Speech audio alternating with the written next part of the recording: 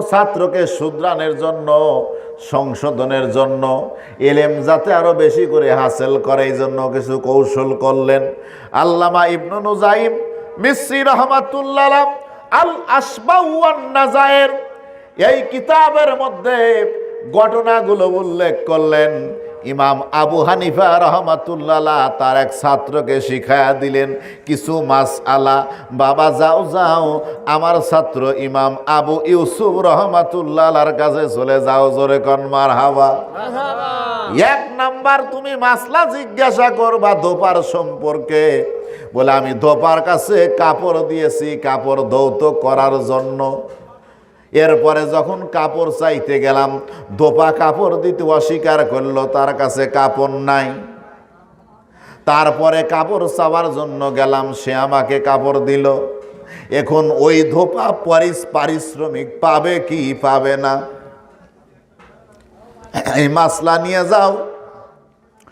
আমার ছাত্র ইমাম আবু ইউসুফ রহমাতুল্লাহ আলাইহির কাছে চলে যাও। আল্লাহর বান্দা হাজির হয়ে গেল। ইমাম আবু ইউসুফ রহমাতুল্লাহ আলাইহিকে ডাক দেয়, বলে হুজুর একটা মাসআলা, ধোপাকে কাপড় দিলাম, এরপরে কাপড় চাইতে গেলাম, দিল না, পরে আবার দিল। এখন ধোপা পারিশ্রমিক পাবে কি পাবে না? ইমাম আবু ইউসুফ রহমাতুল্লাহ আলাইহি বললেন ধোপা অবশ্যই পারিশ্রমিক পাবে। তখন আল্লাহর বান্দা ডাক দেয়, ইমাম আবু ইউসুফ আপনার মাসআলাটা ভুল। এবার কিছুক্ষণ ইমাম আবু ইউসুফ রহমাতুল্লাহ আলাইহি মাথা নিচুর দিক করলেন, চিন্তা করলেন, মাথাটা উপর দিকে উঠে বলতেছে ধোপা তার পারিশ্রমিক পাবে না। আল্লাহর বান্দা ডাক দেয়া বলে, ইমাম আবু ইউসুফ এ মাসলাটাও ভুল। ইমাম আবু ইউসুফ রহমাতুল্লাহ আলাইহি চিন্তার মধ্যে পড়ে গেলেন। পারিশ্রমিক পাবে তাও ভুল, পারিশ্রমিক পাবে না তাও ভুল, তাহলে আসল মাসআলাটা কি? আল্লাহর বান্দা ডাক দে বলতেছে, ইমাম আবু ইউসুফ শোনেন, মাসলাটা কি তা কি জানেন? বলে কি? বলে ধোপাকে কাপড় দেওয়া হয়েছে, কাপড় দেওয়ার পরে সে যদি কাপড়টা ধৌত করে, ধৌত করার পরে যদি কাপড় দেওয়া অস্বীকার করে, তাহলে সে পারিশ্রমিক পাবে। কেননা সে যখন কাপড় ধৌত করেছিল আপনার জন্য, আত্মসাৎ করার জন্য, আপনার কাপড়টাকে সে ধৌত করে নাই। তাই সম্মানিত ইমাম আবু ইউসুফ রহমাতুল্লাহ আলাইহি এই জন্য ধোপা কাপড়ের পারিশ্রমিক পাবে। আর দুই নাম্বার কথা হলো, সে যদি অস্বীকার করার পরে কাপড়টা ধৌত করে, বুঝতে পারছেন? কাপড় দিচ্ছেন ধৌত করার জন্য, আবার কাপড় চাইতে গেছেন, তখনও কাপড় ধৌত করে নাই, কাপড় না ধুয়ে বলছে কাপড় নাই, আত্মসাৎ করছে। আত্মসাতের নিয়তে যদি পরে কাপড় ধৌত করে, তাহলে সে আত্মসাৎকারীর মধ্যে গণ্য হয়েছে, আর কাপড়টা নিজের জন্য ধুইছিল। এই জন্য পরে যদি সে কি করে, পারিশ্রমিক চায়, তাহলে তাকে পারিশ্রমিক দেওয়া জায়েজ হবে না। কেননা কাপড়টা সে আত্মসাতের জন্য নিজে ধুয়েছিল, পরে যখন আল্লাহর ভয় তার মতো জাগ্রত হয়, কাপড়টা তখন সে ফেরত দিয়েছে। জোরে কন মারহাবা। এরপরে ইমাম আবু ইউসুফ রহমাতুল্লাহ আলাইহি তিনি বুঝতে পারলেন আমার বড় ভুল হয়ে গেছে। আমার ওস্তাদ ইমাম আবু হানিফা রাহমাতুল্লাহ আলাইহির মাযহাবকে ছেড়ে দিয়া, উনার আলোচনা ছেড়ে দিয়া, উনার কথা ছেড়ে দিয়া, উনার দরজগাহে আমি না গিয়া, উনার সোহবত লাভ না করিয়া নিজে দরগা খুলে নিয়েছি, নিজে পাঠদান খুলে নিয়েছি, শিক্ষা দিয়েছি। এটা আমার বড় ভুল। ইমাম আজম আবু হানিফা রাহমাতুল্লাহ আলাইহির দরবারে চলে গেলেন, অনুতপ্ত হলেন। ইমাম আবু হানিফা রাহমাতুল্লাহ আলাইহি ইমাম আবু ইউসুফ রাহমাতুল্লাহ আলাইহির দিকে তাকিয়ে বলে, আবু ইউসুফ রে, তোমাকে কি ধোপার মাসআলা এই জায়গাতে নিয়ে এসেছে? কথা বুঝছেন? এত বড় জ্ঞান, মেধা, শক্তি, প্রজ্ঞা আমার আল্লাহ পাক ইমামে আজম আবু হানিফা রাহমাতুল্লাহ আলাইহিকে দিয়েছিলেন। জয় কর সুবহানাল্লাহ। আবার প্রশ্ন করেছিলেন, যে একজন মানুষ এক জায়গায় খানা পাকান হইতেছে, তরকারির ডেক, কিসের ডেক? তরকারির ডেক পাক করা হইতেছে, ডেকে তরকারি পাক করা হইতেছে। হঠাৎ এমন সময় আকাশ দিয়ে একটা পাখি উড়ে যাচ্ছে, উড়ে যেতে গিয়া পাখিটা তরকারির ডেকের মধ্যে পড়ে গেল, পড়ে মারা গেল। এখন ইমাম আবু ইউসুফ আপনি বলেন যে এই তরকারির বিধান কি? আকাশ থেকে উড়ন্ত পাখি তরকারি ডেকের মধ্যে পড়ে মারা গেল, এখন এই তরকারি খাওয়ার বিধান কি? ইমাম আবু ইউসুফ বললেন তরকারি খাওয়া যাবে। বলেন আপনার মাসআলা ভুল। তারপরে কিছুক্ষণ চিন্তা করে বলতেছে যে তরকারি খাওয়া যাবে না, বলে এটাও ভুল। তা আবু ইউসুফ রহমাতুল্লাহ আমি যা কই তাই ভুল, তাহলে মাসলা কি হবে? আল্লাহর বান্দা ডাক দেয়া বলে, ইমাম আবু ইউসুফ রে শোনেন, ডেকের মধ্যে পাখি ডাজা পড়ে গেছে, তার বিধান হলো তরকারি পাক করার পরে ডেকটা রাখা হয়েছে এবং তরকারির মধ্যে কোনো গরম নাই, তরকারি ঠান্ডা হয়ে গেছে, কোনো আগুনের কোনো প্রভাব নাই। এই অবস্থায় যদি বাবা কোনো আকাশের উড়ন্ত পাখি ডেকের মধ্যে পড়ে মারা যায়, তাহলে ওই পাখিটা ফেলে দিয়া তরকারির যে ঝোলগুলা আছে ওইগুলো ফেলে দিয়া নতুন করে গোস্তগুলা ধৌত করে যদি পাক করে খায় তার জন্য জায়েজ হবে। আর তরকারির ডেকের মধ্যে নিচে যদি আগুন ধরায়া দিয়া যদি ডেকের মধ্যে তরকারি টকবক করতেছে, গরম গরম উত্তপ্ত গরম আছে, তো ডেকের মধ্যে তরকারি টকবক করতেছে, এমন তো অবস্থায় উড়ন্ত পাখি যদি ডেকের মধ্যে পড়ে মারা যায়, তাহলে গোস্ত এবং জল দুইটাই খাওয়া না যায়।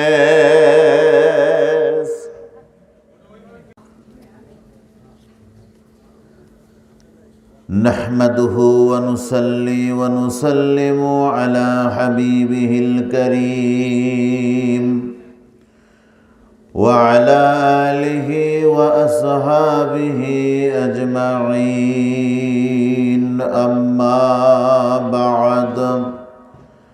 فأعوذ بالله من الشيطان الرجيم। জবান খুলে মোহাব্বতের সাথে পড়েন বিসমিল্লাহির রহমানির রহিম। ইয়া আইয়ুহাল্লাযীনা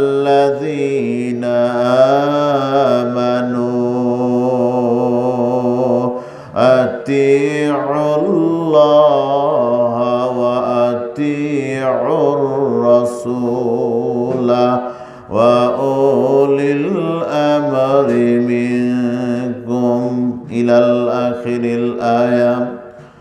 وقال الله تعالى أيضا فاسألوا أهل الذكر إن كنتم لا تعلمون.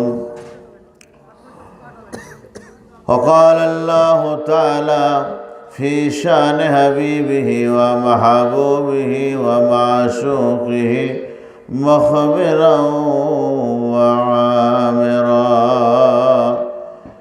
إن الله وملائكته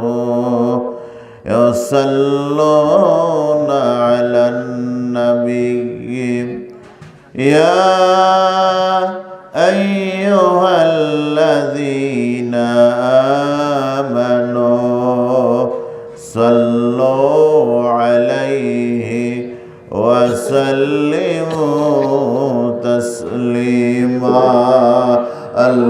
اللهم صل على سيدنا مولانا محمد وعلى آل سيدنا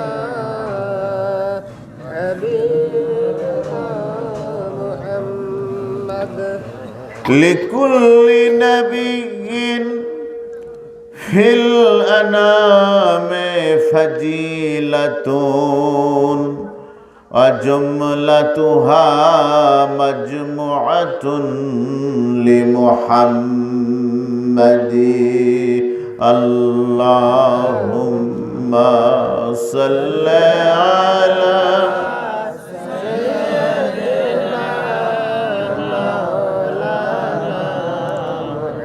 এর মোহাব্বত আওয়াজ দিয়ে বলেন ওয়ালা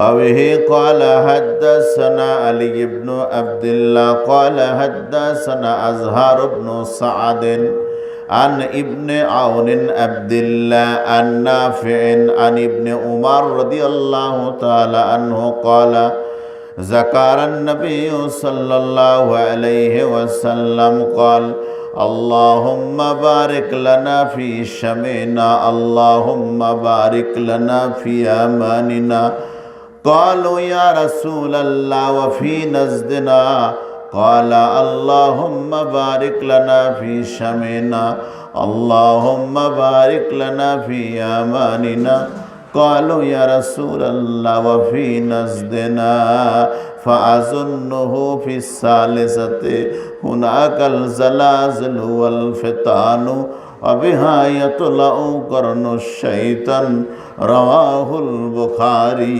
كذا مشكات وقال النبي عليه الصلاة والسلام من أخرج أعظم من المسجد بنى الله له بيتا في الجنة رواه ابن ماجه اللهم صل على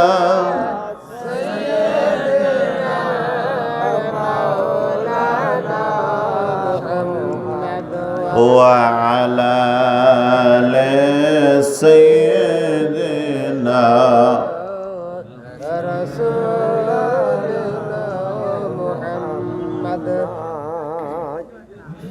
মুআজ্জাজ মোহতারাম, আজকের মাহফিলের সম্মানিত সভাপতি, নাটোর জেলার সিংড়া থানার সুকাশ ইউনিয়নের বেলোয়া গ্রামের অক্তিয়া মসজিদের বাৎসরিক ইসালে সাওয়াব ওয়াজ মাহফিলে আল্লাহ পাক আমাদেরকে আসবার বসবার তৌফিক দান করলেন। আমরা সকলেই পড়ি আলহামদুলিল্লাহ। রাত্রি 12টার বেশি বেজে গেছে। আল্লাহ পাক আমাদেরকে যে এই মুহূর্ত পর্যন্ত বেঁচে রেখেছেন, হায়াতকে আল্লাহ পাক লম্বা করে দিয়েছেন, আরামের বিছানাকে আমরা ছেড়ে দিয়ে আমরা তন্দা নিদ্রা থেকে আমরা বিরত থেকে জান্নাতি পরিবেশে জান্নাতি সামিয়ানার নিচে আল্লাহ এবং রাসূল পাক সাল্লাল্লাহু আলাইহি সাল্লামের কথা বলা এবং শোনার জন্য যে আল্লাহ পাক আমাদের তৌফিক দান করলেন, আমরা সকলেই পড়ি আলহামদুলিল্লাহ।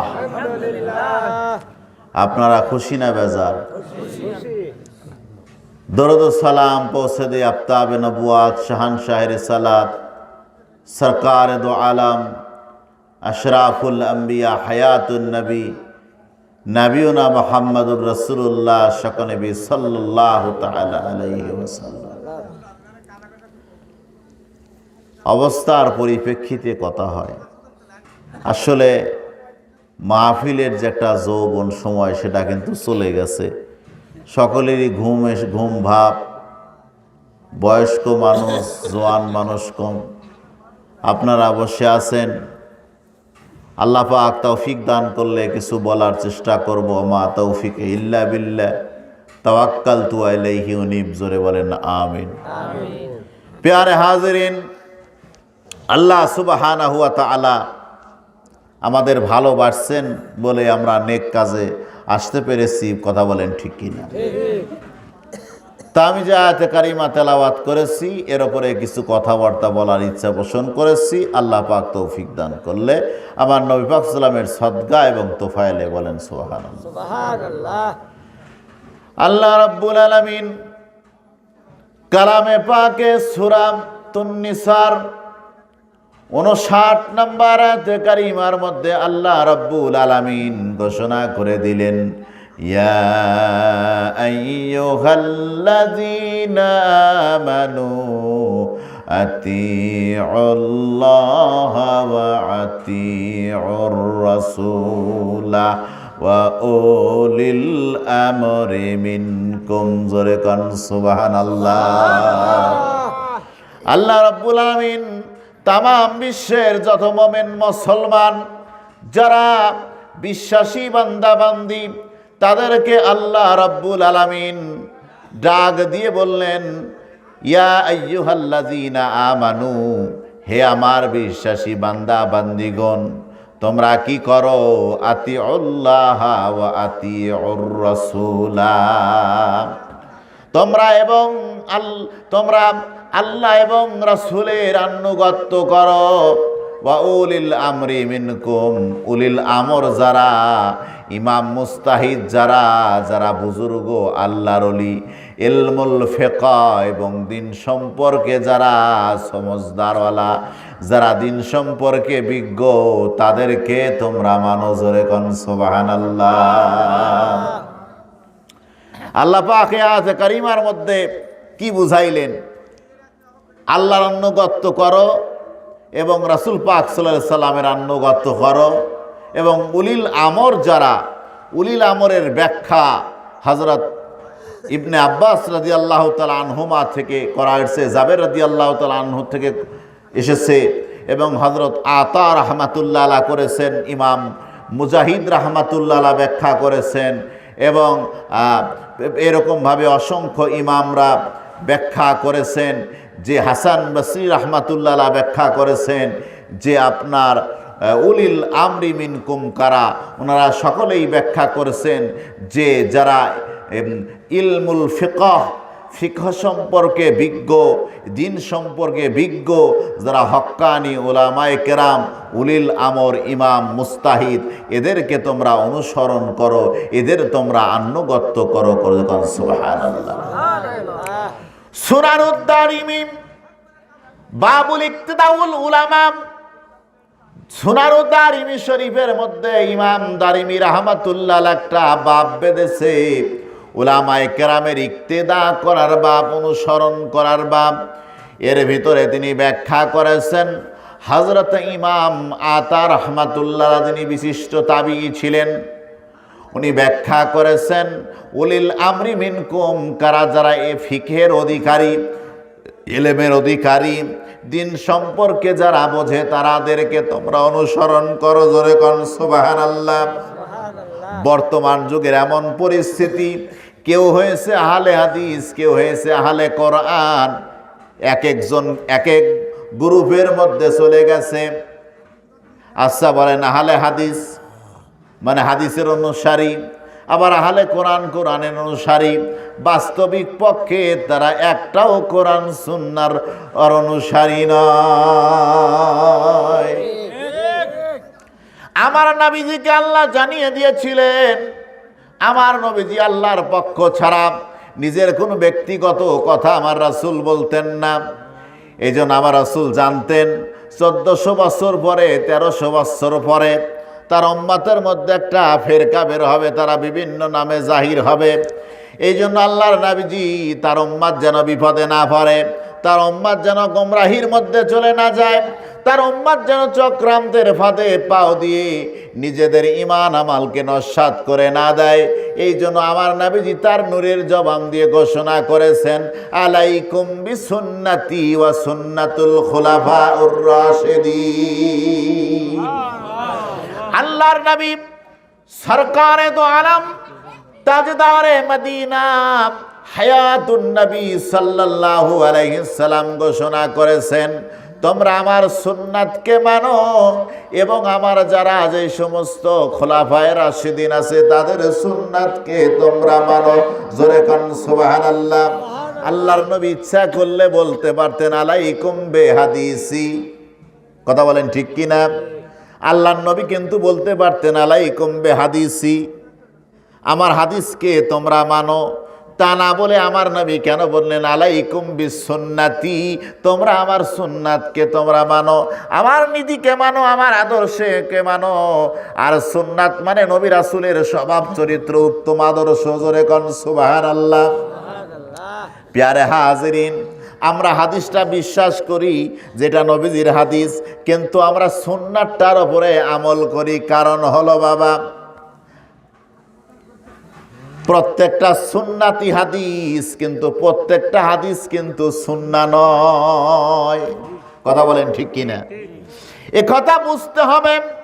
আল্লাহ রাব্বুল আলামিন কালামে পাকের মধ্যে ঘোষণা করেছেন লাকাদ কানা লাকুম ফি রাসূলিল্লাহি উসওয়াতুন হাসানাহ। সুবহানাল্লাহ বলেন।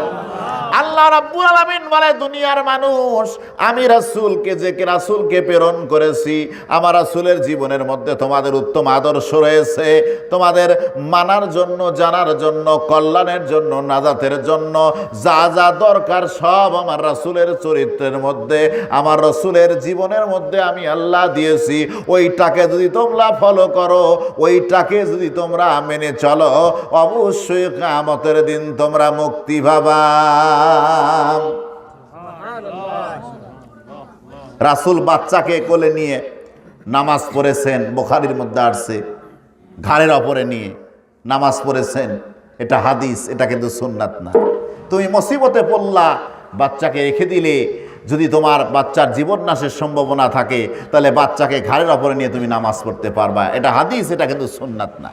সুন্নাত কা নবী করিম সাল্লাল্লাহু আলাইহি সাল্লাম যে আমল সদা সর্বদা করতেন, তার সাহাবায়ে কেরাম করতেন, এবং সূত্র পরস্পরা বিভিন্ন এলাকায় আমলি সূত্রে যে সমস্ত সুন্নাহগুলো এসেছে এবং তার আমলের ধারাবাহিকতা রয়েছে, যার উপরে মুসলিম উম্মার আমল চলে আসতেছে, চলছে, এগুলো হলো সুন্নাত। জোরে কোন কথা বলেন ঠিক কিনা? কাজেই আল্লাহর নবী বলেছেন আলাইকুম বিসুন্নতি ওয়া সুন্নাতুল খুলাফাউর রাশিদিন। জোরে কোন সুবহানাল্লাহ। আমার সুন্নাতকে মানো, আমার খুলাফায়ে রাশিদিনের সুন্নাতকে মানো। সুবহানাল্লাহ বলেন। তো এই জন্য বাজানরা আমার, যে কথাগুলো আমি বলতেছি মনোযোগ সহকারে আপনারা একটু শোনেন। বর্তমান জামানা তো বিভিন্ন ফিতনা ফাসাদের মধ্যে আমরা পড়ে গেছি। বিশেষ করে যুবক সমাজ এবং যারা জেনারেল শিক্ষিত এরা পড়ে গেছে। এরা মোবাইল, ইউটিউবের মধ্যে এরা ঘাটে, বিভিন্ন প্রকার শায়েক আছে, মাদানি আছে, সালাফি আছে, তারা সুন্দর করে ঘোমটা দিয়ে সুন্দর করে মিষ্টি মিষ্টি করে কথা বলে আপনার সরল মনে আপনার বিভিন্ন রেখাপাত করে আপনার ঈমান নামক দৌলতটাকে নষ্ট করে মুসলমান সমাজে ফিতনা ফাসাদ সৃষ্টি করে দ্বিধাদ্বন্দ্বে বিভক্ত করে তারা তাদের ফায়দাকে লুটে নিচ্ছে এবং ইহুদি খ্রিস্টানের বাতিল এজেন্ডাকে এরা বাস্তবায়িত করছে। প্যারে হাজিরিন, নবীজির কি কি কাজ করলে নবীজির ভালোবাসা মানুষের অন্তরের মধ্যে পয়দা হবে, ওই ওই জায়গার মধ্যে তারা আঘাত করতেছে, যার কারণে ইহুদি খ্রিস্টানগুলো কি করতেছে, ধীরে ধীরে তাদের মিশনগুলা বাস্তবায়িত করতেছে। এই জন্য আহলে হাদিসের এদের মিশন, গায়রে মুকাল্লাদের মিশন, নবীজির মহাব্বত, অন্তর নবীজির ভালোবাসা মানুষের অন্তর থেকে বের করে দেওয়া, আর এই ইহুদি খ্রিস্টানদের এজেন্ডাকে বাস্তবায়ন করা। নবীজির আসমাত, নবীজির শান, নবীর ইজ্জত, নবীজির মর্যাদা আকাশ চুম্বি, এই নবীজির সম্মান মর্যাদাকে তোমরা কি করো, লুণ্ঠন করার জন্য, নষ্ট করার জন্য উঠে পড়ে লেগেছো, অথচ কিয়ামত পর্যন্ত চেষ্টা করলে কেউ পারবে না। ধুলোকে মুলকে কি লাউহে মাহফুজে আল্লাহ পাকের সৃষ্টি জগতের যেখানে আছে আমার নবীজির আলোচনা, নবীজির সম্মানের কথা আমার আল্লাহ পাক আলোচনা করেছেন। সুবহানাল্লাহ বলেন। কেউ কিছুই করতে পারবে না। এই জন্য আমাদের প্রত্যেকটা মানুষকে সোচ্চার হতে হবে, ভূমিকা পালন করতে হবে, যেহেতু আমরা আহলুস সুন্নাত ওয়াল জামাতের মানুষ। কারণ আমরা আহলে কোরআনও না, আহলে হাদিসও না, আমরা হলো আহলুস সুন্নাত ওয়াল জামাতের মানুষ। ফেরকায়ে নাজিয়া মুক্তিপ্রাপ্ত দল, নাজাতপ্রাপ্ত দল, জান্নাতি ফেরকার মানুষ। হানাফি, মালিকি, শাফি, হাম্বলি, কাদিয়া, চিশতিয়া, নকশবন্দিয়া, মুজাদ্দিদিয়া, আমরা সকলেই আহলুস সুন্নাত ওয়াল জামাতের অন্তর্ভুক্ত। আমরা বাতিল 72 ফেরকা থেকে বেঁচে আহলুস সুন্নাত ওয়াল জামাতের মধ্যে আমরা আছি, তারপরে থাকবো ইনশাআল্লাহ। এই দেশে যত সিলসিলা আছে, আমাদের জোনপুর, ফুলতলি, ফুরফুরা, সরসিনা, বদরপুর সহ যত হক সিলসিলা আছে, আমরা সকলেই আহলুস সুন্নাত ওয়াল জামাতের অন্তর্ভুক্ত। কথা বলেন কিনা? আমরা কেউ খারেজি না, আমরা কেউ বারিজি না, আমরা কেউ ইহাবি না, আমরা কেউ ওহাবি না, আমরা আহলুল হাদিস না, আমরা আহলে কোরআন না, আমরা আহলুস সুন্নাত ওয়াল জামাত। আমরা আল্লাহর কোরআনকে মানি, আমরা রসুলের সুন্নাতকে মানি, রসুলের আদর্শকে মানি, আমরা কোরআন হাদিস মেনে চলি। কথা বলেন ঠিক কিনা? শুধু তাই নয়, হাদিসকে আমাদের মাঝে এমনি এসেছে। কথা বলেন, হ্যাঁ, সূত্র পরস্পর আসতেছে। আচ্ছা বলেন, শায়েখ ওস্তাদকে যদি না মানেন, আপনি হাদিস কিভাবে পেলেন? গোস্ত খাওয়া যায় না? গোস্তের ঝোল খাওয়া যায়? কথা বলেন না কেন? হ্যাঁ, হাদিস পেলেন কোথায়? ওস্তাদ মানেন না, একজন ব্যক্তিকে বিনা দ্বিধায় না মানলে তার কাছে আপনি হাদিস শিখবেন কেমনে? একজন ব্যক্তির ওপরে আপনার বিশ্বাস না থাকলে, একজন ব্যক্তির ওপরে আপনার আস্থা না থাকলে আপনি তার কাছে কিভাবে হাদিস শিখবেন? তা কিভাবে তার কাছে কোরআন শিখবেন? শরীয়তের বিধিবিধান কিভাবে শিখবেন? কারণ আপনার ভিতর তো তার প্রতি বিশ্বাস ভালোবাসা নাই। একজন মানুষকে ওই সময় অনুসরণ করা যায়, অনুকরণ করা যায়, বিশ্বাস করা যায় যখন আমি তাকে অন্তরস্থল থেকে মেনে নেব। কথা বলেন ঠিক কিনা? প্যারে হাজিরিন, আসেন, আল্লাহ রাব্বুল আলামিন বলেন, আতিউল্লাহ ওয়া আতিউর রাসূলা ওয়া উলিল আমরি মিনকুম। আল্লাহর আনুগত্য করো, রাসূলের আনুগত্য করো। যারা উলিল আমর, ইমাম, মুস্তাহিদ, ফকি, বিজ্ঞ আলেমগণ, তাদেরকে তোমরা অনুসরণ করো। আমরা যেই মাযহাবের মানুষ, ইমামে আজম আবু হানিফা রাহমাতুল্লাহ আলার শ্রেষ্ঠ মাযহাবের মানুষ আমরা, হানাফি মাযহাব। এরা কোনো ব্যক্তিগত কথা। ইমাম আজম আবু হানিফা রাহমাতুল্লাহ আলাহ বলেন নাই, কোরআন হাদিস থেকে মাসালা বের করে ওগুলো উম্মাদকে, আমার নবীর উম্মাদকে উপহার দিয়েছেন। জোরে কোন সুবহানাল্লাহ। কথা বলেন ঠিক কিনা? একটু এগিয়ে আসেন বাবারা, রাত্রি তো গভীর হয়ে গেছে। কথা বলেন ঠিক কিনা? হ্যাঁ, যত কথাই বলি, ভালো কথা যতই হোক, কিন্তু আসলে মানুষের ব্রেনে তো ঘুমের ভাব এসে গেছে। কাজেই এখন যত ভালো কথা বলা যায় ভালো লাগবে না।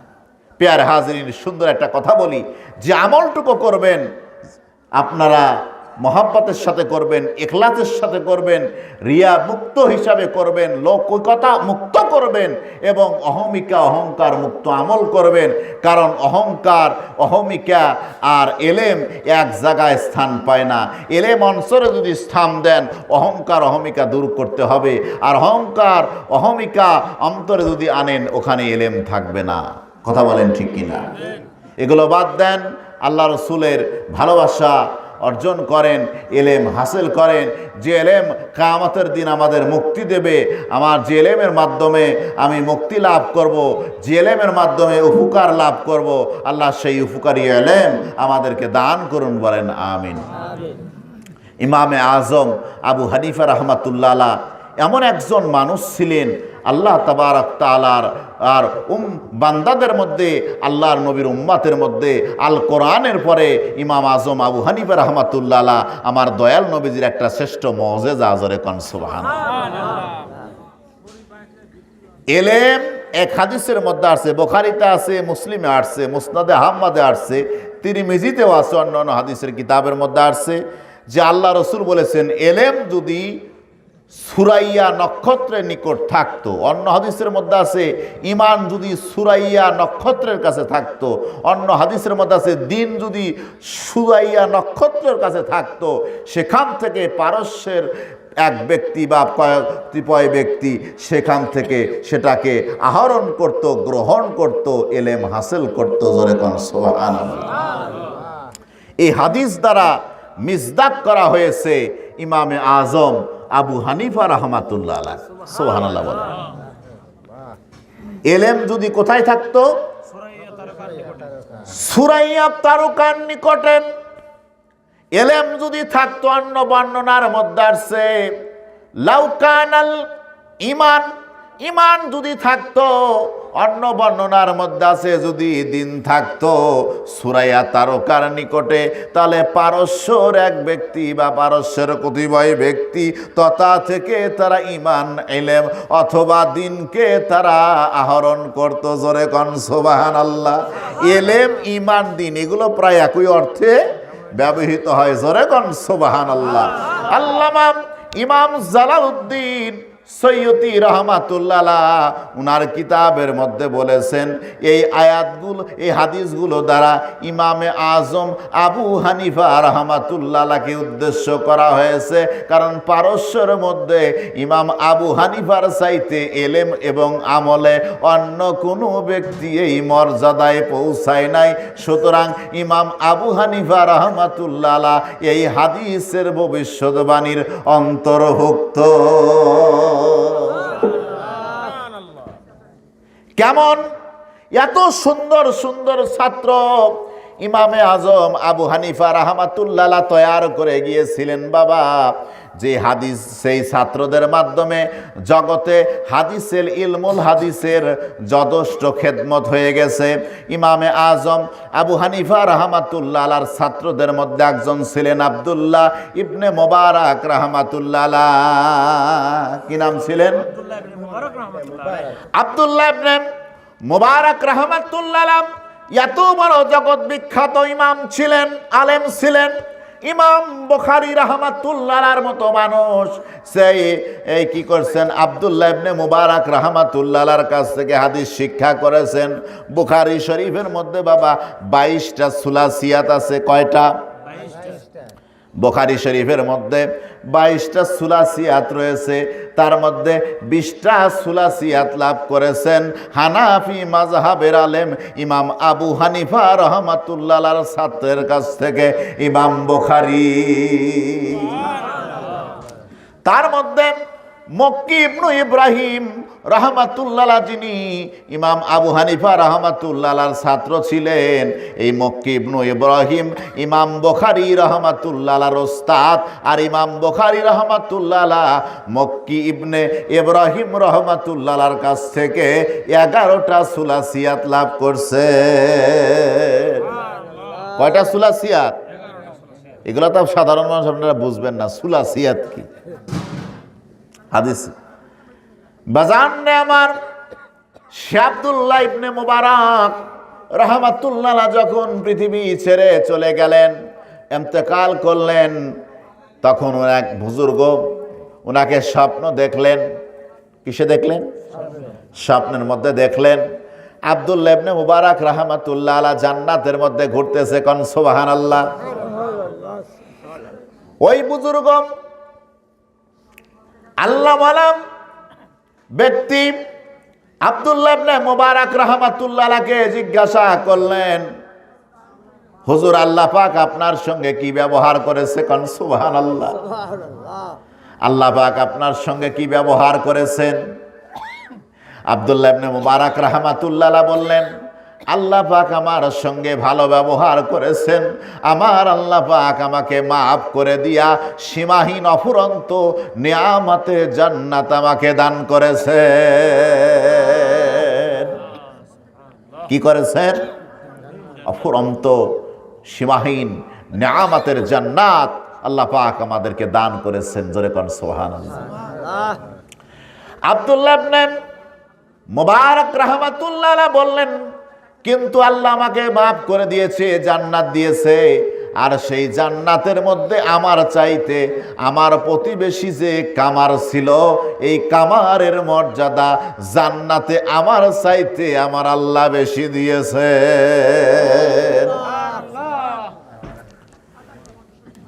কামারের মর্যাদা আব্দুল্লাহ ইবনে মুবারক রাহমাতুল্লাহ আলাইহির চাইতে জান্নাতের মধ্যে আল্লাহ বেশি দান করেছেন।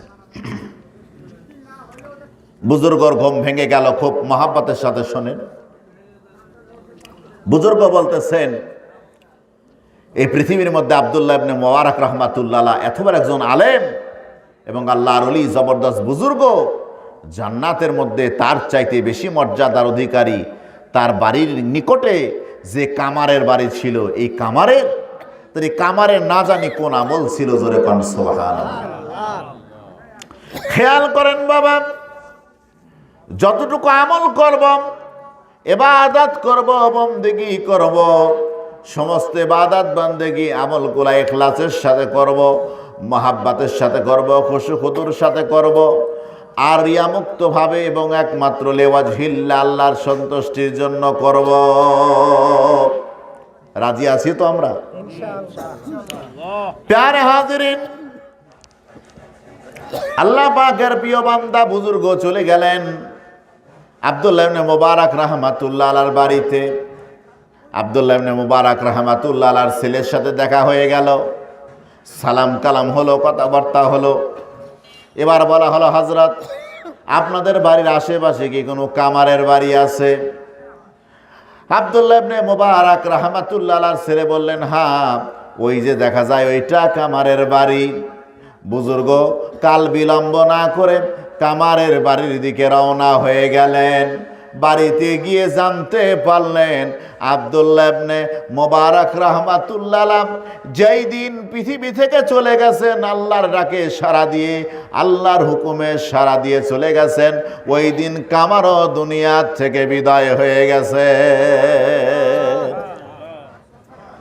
আব্দুল্লাহ ইবনে মুবারক রাহমাতুল্লাহ আলাইহি যেদিন ইন্তেকাল করেছেন, কামারও ওই দিন ইন্তেকাল করেছেন। বাড়িতে চলে গেলেন, কামারের বিবির সঙ্গে কথা হলো। বলে, আপনার স্বামী ইন্তেকাল করছে? বলে, হ্যাঁ।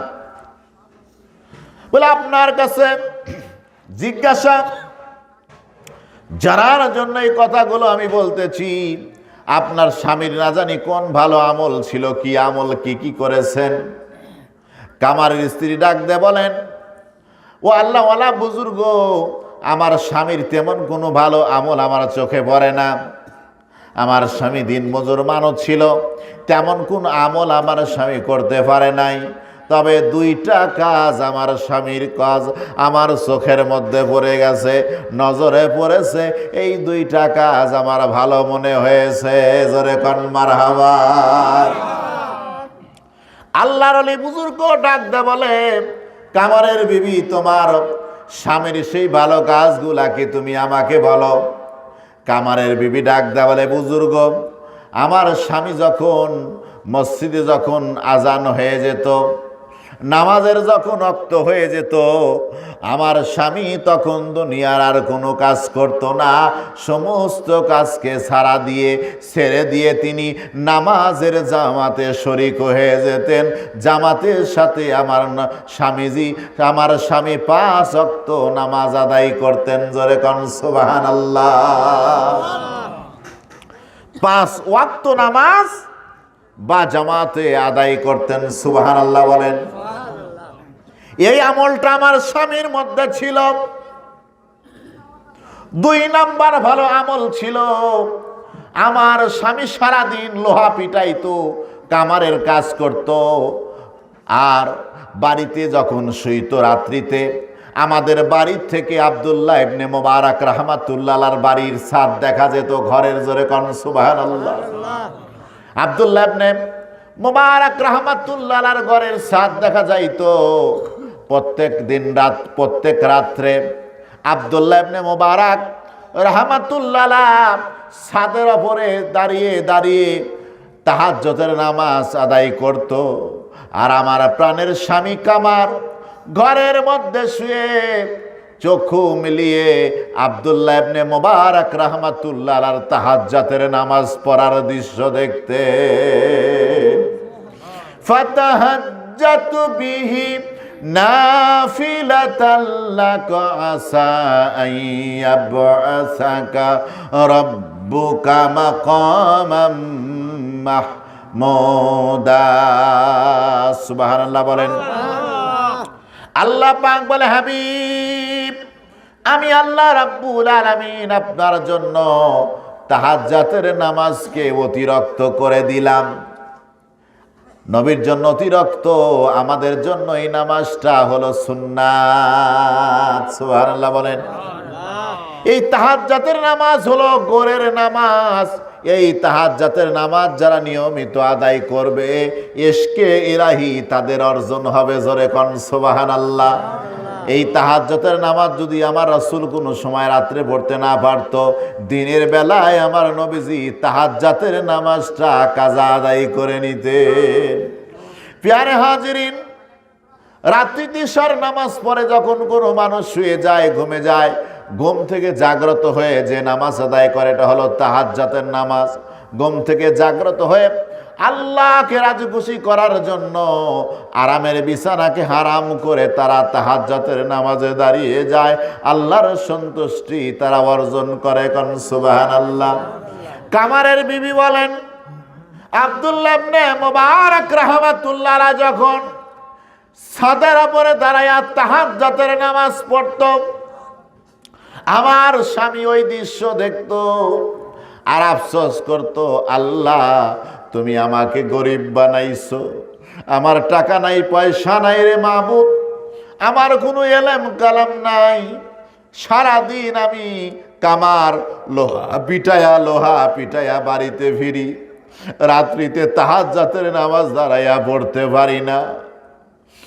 মাবুদ গো, আমার যদি অর্থ সম্পদ থাকতো, আমার যদি কামারের কাজ না করা লাগতো, আব্দুল্লাহ ইবনে মুবারক রাহমাতুল্লাহ আলাইহি রাত্রিতে দাঁড়িয়ে যেরকম তাহাজ্জুদের নামাজ আদায় করে, আমি ওরকম দাঁড়ায়া তাহাজ্জুদের নামাজ পড়তাম।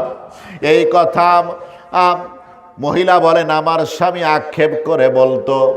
3 নাম্বার আর একটা গুণ হলো, যখন নামাজে যখন হাইয়া আলাস সালাহ বলতো, আমার স্বামী তার হাতের যে হাতুড়ি থাকতো, যেইটা দিয়ে লোহাকে পিটাইতো, কাজ করতো, আমার স্বামী লোহার ওই হাতুড়টা সঙ্গে সঙ্গে ফেলে দিত, সম্মুখে ফেলতো না, পিছনে ফেলে দিত, ওখানেই রেখে দিয়া ওযু করে আমার স্বামী নামাজে দাঁড়িয়ে যেতেন জামাতে। জোরে কোন সুবহানাল্লাহ। এই কারণ, এই আমলগুলো আমার স্বামীর মধ্যে ছিল। বুজুর্গ এবার চিন্তা করলেন, বা জামাতে নামাজ আদায় করেছে এবং তাহাজ্জুদের নামাজের জন্য আক্ষেপ করেছে, এবং ইকামত হওয়ার সঙ্গে সঙ্গে, আজান হওয়ার সঙ্গে সঙ্গে হাইয়া আলাস সালাহ, হাইয়া আলাল ফালাহ বলা, হাইয়া আলাস সালাম, হাইয়া আলাল ফালাহ বলার সঙ্গে সঙ্গে তার স্বামী হাতুড়িটা ফেলে দিয়ে ওযু করে নামাজের মুসাল্লায় দাঁড়ায়া বা জামাতে নামাজ পড়েছে। এই আমলটা আল্লাহ রাব্বুল আলামিনের দরবারে পছন্দনীয় হয়েছে। এই জন্য এই কামারকে জান্নাতের মধ্যে আব্দুল্লাহ ইবনে মুবারক রাহমাতুল্লাহ আলাইহির চাইতে বেশি মর্যাদা আমার আল্লাহ দান করেছে।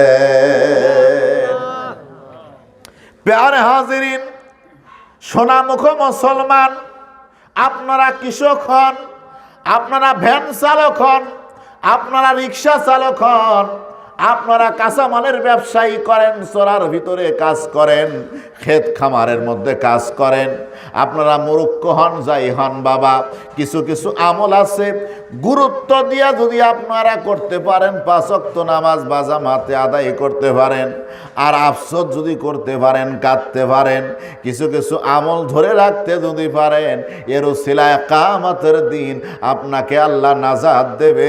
শুধু নাজাত দেবে না, জান্নাতে আল্লাহ পাক আপনার মর্যাদাকে বাড়াইয়া দেবে। কথা বলেন ঠিক কিনা? আল্লাহ রাব্বুল আলামিন বলে, বালতু সিরুনাল হায়াতাদ দুনিয়া ওয়াল আখিরাতু খায়রু ওয়া আবকা। বরং বস্তুত তারা পার্থিব জীবনকেও অগ্রাধিকার দিয়ে দেয় আখেরাতের ওপরে, অথচ আখেরাতের জীবন তাদের জন্য সর্বোৎকৃষ্ট এবং চিরস্থায়ী স্থান। কথা বলেন ঠিক কিনা? এই জন্য আখেরাতের আমল করতে হলে দুনিয়াকে আমাদের ত্যাগ করতে হবে। আল্লাহর কোনো বান্দা যদি দুনিয়াকে ত্যাগ করে তাহলে আল্লাহ এবং রসুলের ভালোবাসা সে পেয়ে যাবে।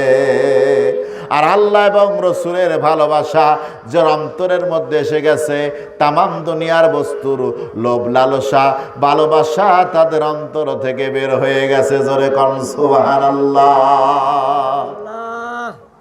প্যারে হাজরিন, কথা কি আমার বুঝতে পারতেছেন? তো এই আব্দুল্লাহ ইবনে মুবারক রাহমাতুল্লাহ আলাইহির মতো জগৎ বিখ্যাত ছাত্র ছিলেন হযরতে ইমামে আজম আবু হানিফা রহমাতুল্লাহ আলাহ, ইমাম আবু ইউসুফ রহমাতুল্লাহ আলাহ, ইমাম আবু হানিফা রহমাতুল্লাহ আলাহর ছাত্র ছিলেন। জোরে কোন সুবহানাল্লাহ। এখন তো বর্তমানে বাবা এমন অবস্থা হয়েছে, কেউ কিছু শিক্ষা করে ওস্তাদের চাইতে বড় হয়ে যায়, শিক্ষকের চাইতে বড় হয়ে যায়। আমি অনেক কিছু হয়েছি, আমি হাম, আমি ঘরের থাম, আমার হয়েছে কি যে নাম, আমি করবো যে কি কাম। আসলে তুমি হয়েছে বল, তোমাকে সেটা বানাইবে চাম, তোমার হয়েছে যে কি কাম, তোমার থাকবে না কোনো নাম। কথা বলেন ঠিক কিনা? ইমাম আবু ইউসুফ রহমাতুল্লাহ আলাহ উনি যখন খুব অসুস্থ, বাঁচবে না, মরে যাবে, ওনার ওস্তাদ সম্মানিত ইমামে আজম আবু হানিফা রহমাতুল্লাহ আলাহ ওনাকে দেখার জন্য গেলেন। দেখলেন ওনার শরীর খুব খারাপ হয়ে গেছে, বোধহয় বাঁচবে না। ইমাম আবু হানিফা রহমাতুল্লাহ আলাহ বললেন, আমি দোয়া করি আল্লাহ পাক তোমাকে সুস্থ করে দেবে, এরপরেও তুমি অনেক দিন বেঁচে থাকবে। আর ইমাম আবু ইউসুফ যদি মারা যায় তাহলে পৃথিবীর থেকে এমন একটা ইলমের ভান্ডার বিদায় হয়ে যাবে যে ক্ষতিপূরণটা আর পৃথিবীর অন্য কারোর দ্বারা সম্ভব হবে না। ইমাম আবু ইউসুফ রহমাতুল্লাহ আলাইহি কথা শোনার পর তার মধ্যে কিছু অহমিকা জন্মিল, আত্মগর্ববোধ জন্মিল। তাহলে তো আমার অনেক ইলম হাসিল হয়েছে, আমি অনেক জানতা মানুষ। আল্লাহ রাব্বুল আলামিন ইমাম আবু ইউসুফ রহমাতুল্লাহ আলাইহিকে সুস্থ করে দিলেন। সুস্থ করে দেওয়ার পরে ইমাম আবু ইউসুফ রহমাতুল্লাহ আলাইহির মধ্যে আত্মমর্যাদা বোধ আসলো। কথা বলেন ঠিক কিনা? আমি অনেক কিছু শিখছি বাবা, এই যে শয়তান ওয়াসওয়াসা। ইমাম আবু হানিফা রহমাতুল্লাহ আলাইহির দরবারে আমার জ্বর যাওয়ার দরকার নাই, আমি নিজেই একটা দরজগা খুলে ফেলি। যেই দরগা খুলে ফেলে যার মধ্যে আমি মানুষকে পাঠদান দেব, শিক্ষা দেব। আলাদা একটা দরজগা খুলে নিলেন, পাঠদান খুলে নিলেন। খোলার পরে বাজান রে আমার ইমাম আজম আবু হানিফা রহমাতুল্লাহ আলাইহির কাছে খবরটা চলে গেল। জোরে কোন মারহাবা। চলে যাওয়ার পরে ইমাম আবু হানিফা রহমাতুল্লাহ আলাইহি ছাত্রকে বুঝানোর জন্য, ছাত্রকে শুধরানোর জন্য, সংশোধনের জন্য, ইলম যাতে আরো বেশি করে হাসিল করে এই জন্য কিছু কৌশল করলেন। আল্লামা ইবনু নুজাইম মিসরি রহমাতুল্লাহ আলাইহি আল আসবাউ ওয়ান নাজায়ের এই কিতাবের মধ্যে ঘটনাগুলো উল্লেখ করলেন। ইমাম আবু হানিফা রহমাতুল্লাহ আলাইহি তার এক ছাত্রকে শিখায়া দিলেন কিছু মাসআলা। বাবা যাও যাও, আমার ছাত্র ইমাম আবু ইউসুফ রহমাতুল্লাহ আলাইহির কাছে চলে যাও। জোরে কোন মারহাবা। এক নাম্বার তুমি মাসলা জিজ্ঞাসা করবা ধোপার সম্পর্কে। বলে আমি ধোপার কাছে কাপড় দিয়েছি কাপড় ধৌত করার জন্য। এরপরে যখন কাপড় চাইতে গেলাম, ধোপা কাপড় দিতে অস্বীকার করলো, তার কাছে কাপড় নাই। তারপরে কাপড় চাওয়ার জন্য গেলাম, সে আমাকে কাপড় দিল। এখন ওই ধোপা পারিশ্রমিক পাবে কি পাবে না, এই মাসলা নিয়ে যাও। আমার ছাত্র ইমাম আবু ইউসুফ রহমাতুল্লাহ আলাইহির কাছে চলে যাও।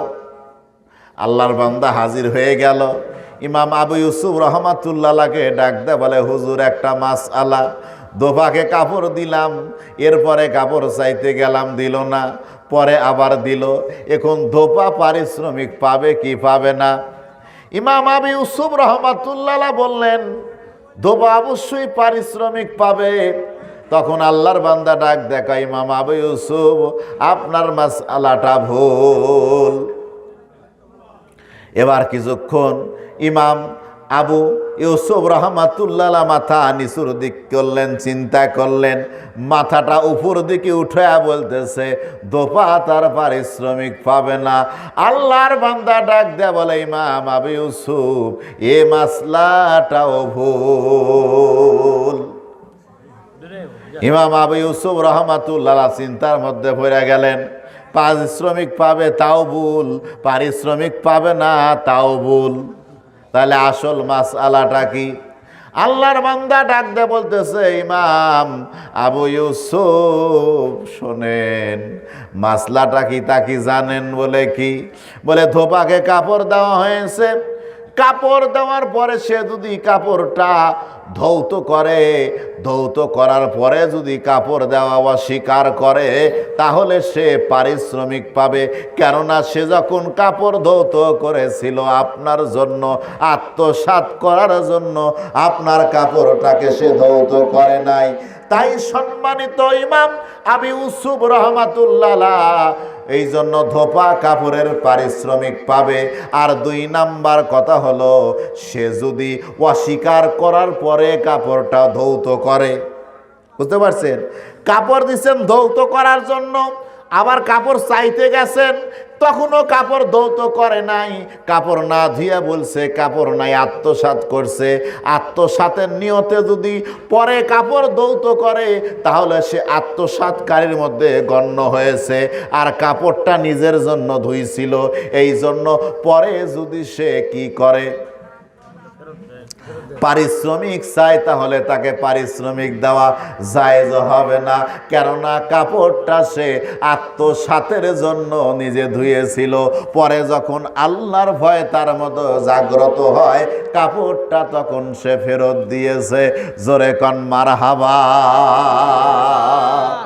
এরপরে ইমাম আবু ইউসুফ রহমাতুল্লাহ তিনি বুঝতে পারলেন আমার বড় ভুল হয়ে গেছে, আমার ওস্তাদ ইমাম আবু হানিফা রাহমাতুল্লাহর মাযহাবকে ছেড়ে দিয়া, উনার আলোচনা ছেড়ে দিয়া, উনার কথা ছেড়ে দিয়া, উনার দরজগাহে আমি না গিয়া, উনার সোহবত লাভ না করিয়া নিজে দরগা খুলে নিয়েছি, নিজে পাঠদান খুলে নিয়েছি, শিক্ষা দিয়েছি, এটা আমার বড় ভুল। ইমাম আজম আবু হানিফা রাহমাতুল্লাহর দরবারে চলে গেলেন, অনুতপ্ত হলেন।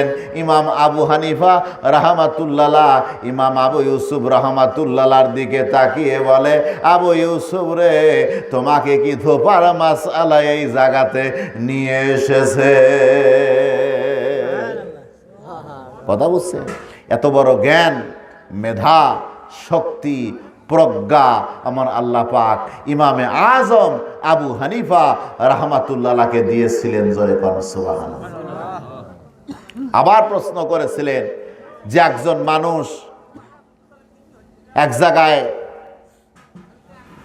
খানা পাকান হইতেছে, তরকারির ডেক, কিসের ডেক?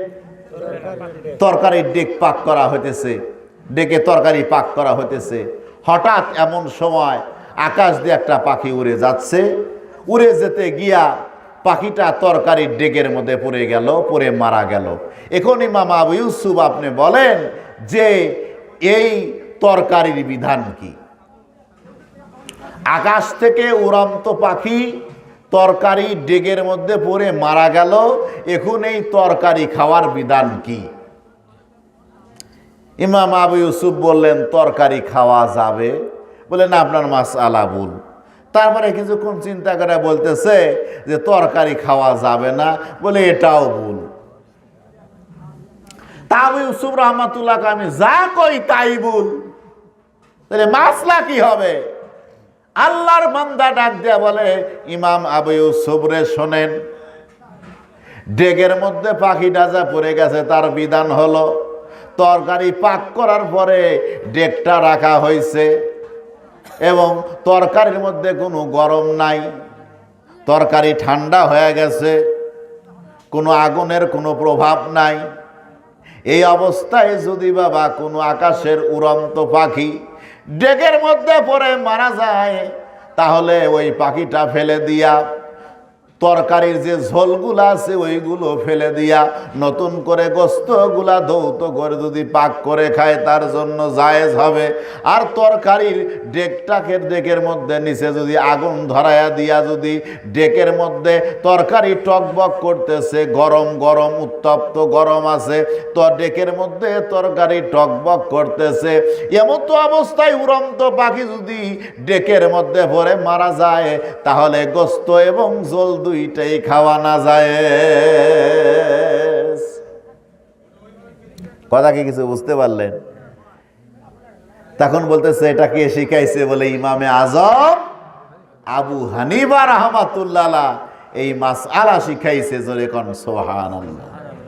প্যারে হাজরিন, আমরা কয়েক মার্তবা জিকির করিয়ে দেখেন কদ্দুর, যেহেতু অবস্থা আর বেশি সময় রাখা যাবে না, একটু কিছু সময় জিকির করি। আল্লাহ আল্লাহ আল্লাহু লা ইলাহা ইল্লাহ, আল্লাহ আল্লাহ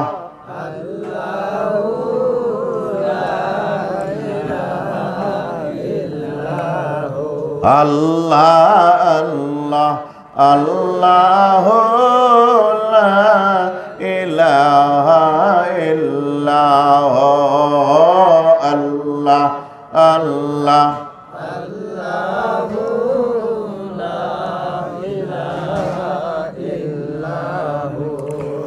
মুকাসদ কম জের জবর करने वाला, कबाइल को शीरो शकर करने वाला नबी जी। अल्लाह अल्लाह ला इलाहा इल्लाह, अल्लाह अल्लाह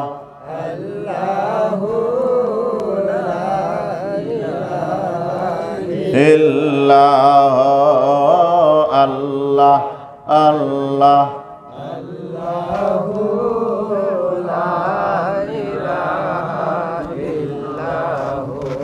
ও নবিयों में रहमतुल कब पाने वाला, मुरादी गरीबों के बरलाने वाला नबी जी। अल्लाह अल्लाह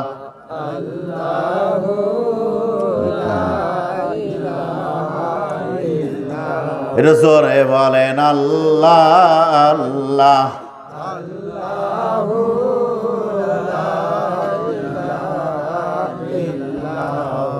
अल्लाह अल्लाह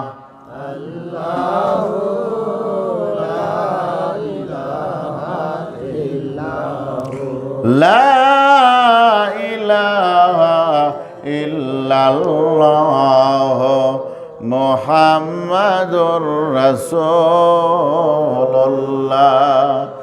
सल्लल्लाहु अलैहि वसल्लम। प्यारे हाजरीन, अल्लाहर हबीब सरकारे दो आलम ताजदार मदीना मुहम्मदुर रसूलुल्लाह सल्लल्लाहु ताला अलैहि वसल्लम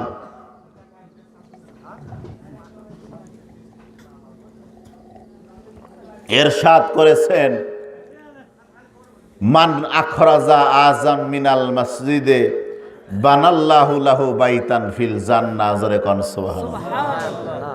একটু হাদিস শোনেন। মান যেই ব্যক্তি আখরাজা দূর করে দিয়েছে, বের করে দিয়েছে, আযাম মিনাল মসজিদে মসজিদ থেকে কষ্টদায়ক কোনো বস্তু বা কোনো ময়লা আবর্জনা আল্লাহর ঘর মসজিদ থেকে যেই ব্যক্তি দূর করে দিয়েছে, দূর করে আল্লাহর ঘর মসজিদকে পবিত্র করছে, আল্লাহর নবী বলে বানাল্লাহু লাহু বাইতান ফিল জান্নাহ, আল্লাহ জান্নাতের মধ্যে তার জন্য একটা ঘর বানায়া রাখছে। সুবহানাল্লাহ। তাহলে এটা অত্যন্ত কিন্তু কঠিন হাদিস। এটা দেখেন, টাকা দিল না, পয়সা দিল না, কিছুই নেই, মসজিদ একটু কষ্টদায়ক বস্তু, একটু ময়লা আবর্জনা মসজিদ থেকে যে ব্যক্তি দূরে বের করে দিল, ইবনে মাজাহ শরীফের মধ্যে আসছে, আল্লাহ নবী বলে, মান আখরাজা আযাম মিনাল মসজিদে বানাল্লাহু লাহু বাইতান ফিল জান্নাহ, আল্লাহ জান্নাতের মধ্যে তার জন্য একটা ঘর বানাইয়া রাখলো। সর্বপ্রথম আল্লাহর নবীর সাহাবায়ে কেরামের মধ্যে যিনি মসজিদকে আলোক সজ্জা করছেন, মসজিদে বাতি দিয়া আলোর ব্যবস্থা করছেন, তিনি হলো আমার দয়াল নবীর সাহাবী হযরতে তামিমে দারি রাদিয়াল্লাহু তাআলা আনহু। কোন সাহাবী? তামিম দারি রাদিয়াল্লাহু তাআলা আনহু সর্বপ্রথম মসজিদে আলোর ব্যবস্থা করছেন লাইটিং এর মাধ্যমে। সুবহানাল্লাহ বলেন। কাজেই আল্লাহর ঘর মসজিদ যদি পাঞ্জেগানা হয়, জুমার নামাজ যেরকম ফরজ, পাঞ্জেগানা নামাজও তো ফরজ। তবে জুমার নামাজ ফরজ হওয়ার জন্য অনেক শর্তাবলী আছে, এই কিছু কিছু শর্তের মধ্যে কিন্তু পাঞ্জেগানা নাই। ওগুলো কথা বলেন ঠিক কিনা? হ্যাঁ, পাঞ্জেগানা মসজিদ জুমার নামাজ ফরজ হতে গেলে যে শর্তগুলা, সব শর্ত কি পাঞ্জেগানার মধ্যে আছে? পাঞ্জেগানার নামাজ খুবই গুরুত্বপূর্ণ। আর সপ্তাহে একদিন জুমার নামাজ, তার জন্য পাগল হন। আর ওয়াক্তে নামাজ মারছে দিনে রাতে 5 ওয়াক্ত, সেদিকে কারোর গুরুত্ব নাই। এগুলোর গুরুত্ব অপরিহার্য। জুমার নামাজ যেরকম ফরজ, পাঞ্জেগানা নামাজও ফরজ।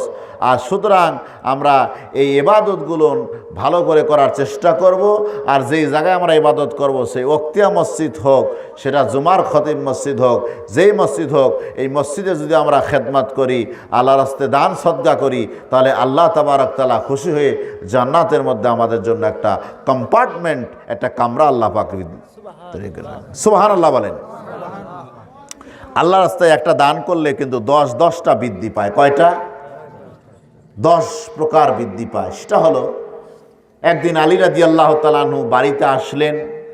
বাড়িতে এসে দেখলেন তার বিবি খাতুনে জান্নাত হযরত ফাতেমাতুজ জাহরা রাদিয়াল্লাহু তাআলা আনহা অসুস্থ হয়ে গেছেন। স্বামী বললেন, বিবি কথা বুঝেন, আপনি তো খুব অসুস্থ হয়ে পড়ছেন, আপনার মনের মধ্যে কি ভালো কোনো জিনিস খাওয়ার আকাঙ্ক্ষা আছে? হযরত ফাতেমা রাদিয়াল্লাহু তাআলা আনহা বলেন, স্বামী, মৃত্যুর আগে আমার মনে স্বাদ জাগছে, আশা জাগছে, আমি একটু আনার ফল খাবো। জোরে কোন সুবহানাল্লাহ। কিসের ফল খাবে? আনার ফল খাবে। হযরত আলী রাদিয়াল্লাহু তাআলা আনহু বিবির এই কথা যখন শুনলেন, তার মনের মধ্যে ব্যথায় ভরে গেল। কারণ ঘরে কোনো টাকা নাই, পয়সা নাই। যেই টাকা দিয়া তিনি কি করবে? বাজার থেকে বিবির জন্য আনার ফল কিনে আনবে রে বাবা। হযরত আলী রাদিয়াল্লাহু তাআলা আনহু শত কষ্ট বুকের মধ্যে চাপ দিয়া বাজারে রওনা হলেন। একটা দিরহাম তিনি খরচ করে নিয়া একটা আনার ফল কিনলেন। কিনে রাস্তা দিয়ে রওনা দিয়েছেন বিবিকে দেওয়ার জন্য। কোন সুবহানাল্লাহ। রাস্তা দিয়ে রওনা হওয়ার পর দেখে একটা ফকির মানুষ, দুর্বল মানুষ রাস্তার মধ্যে পড়ে আছে, আর উহা করতেছে, কেউ তার প্রতি ভ্রুক্ষেপ করে না। হযরত আলী ডাক দেয়া বলতেছে, তুমি এরকম কেন করতেছো? তোমার অবস্থা কি? বলে, 3 দিন হলো আমি কোনো কিছু খাই না, 3 দিন 3 রাত অনাহারে পড়ে আসি। আমার দিকে কেউ তাকায় না, আমার প্রতি কেউ নজর করে না, আমার প্রতি কেউ দয়া করে না, আমাকে কেউ কোনো কিছু বলে না। হযরত আলী রাদিয়াল্লাহু তাআলা আনহুর মনটা অত্যন্ত তার কথা শুনে ব্যথায় ব্যথাতুর হয়ে গেল।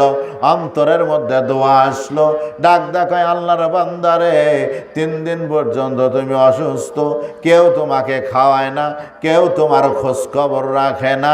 বলো গো বলো, তুমি যে এত অসুস্থ হয়ে গেছো, তোমার কি কোনো ভালো জিনিস খাওয়ার মতো এই আকাঙ্ক্ষা আছে?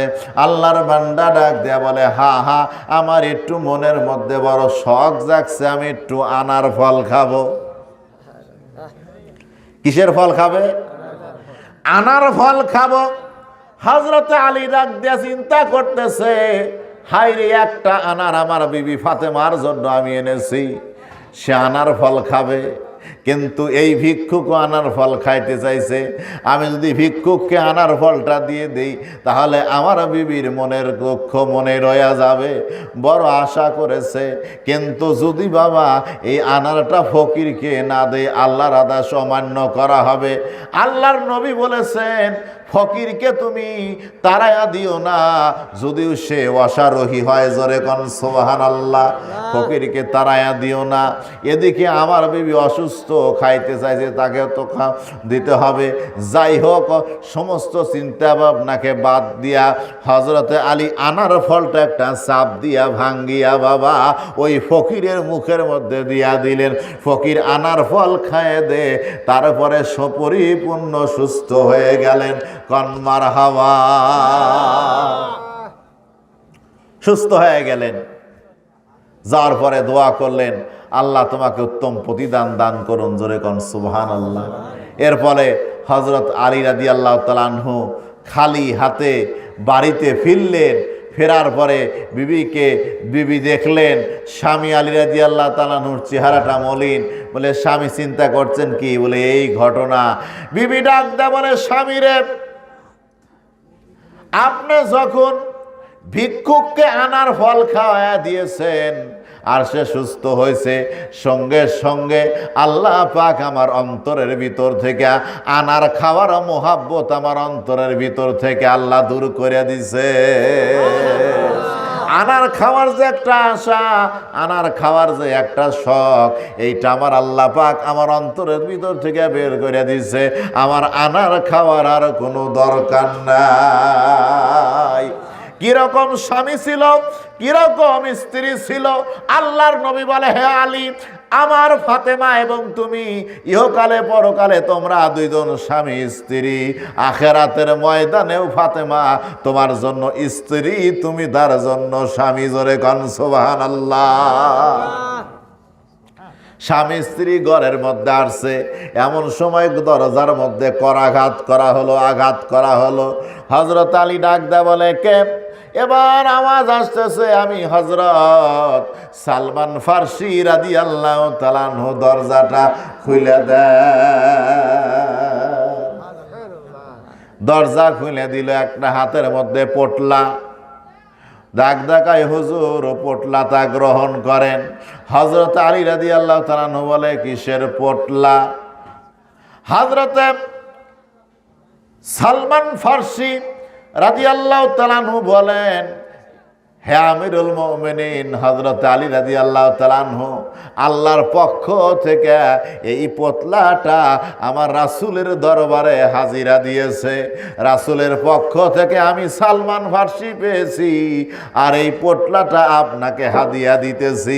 হযরতে আলী রাদিয়াল্লাহু তাআলা এই পোটলাটা আপনি হাতে নেন। হযরতে আলী পোটলাটা হাতে লইয়া যখন পোটলাটা খুললেন, খোলার পরে দেখেন 9টা আনার রয়েছে। হযরতে আলী ডাক দেখায়, সালমান ফার্সি আমার ভাই, এই পোটলাটা আল্লাহ এবং রসুলের পক্ষ থেকে আমার কাছে আসে নাই, কেননা এইখানে 9টা আনার আছে। যদি আল্লাহর পক্ষ থেকে রাসূলের কাছে আসতো, রাসূলের পক্ষ থেকে তোমার কাছে আসতো, তোমার পক্ষ থেকে আমার কাছে যদি এই পোটলাটা আসতো, তাহলে 1 না 2 না 9টা আনারের মধ্যে থাকতো না, 10টা থাকতো।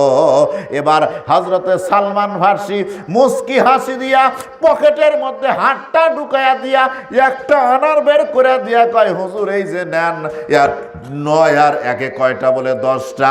আমি আপনাকে পরীক্ষা করার জন্য একটা আনারকে লুকাইয়া রাখছিলাম, কিন্তু পারলাম না।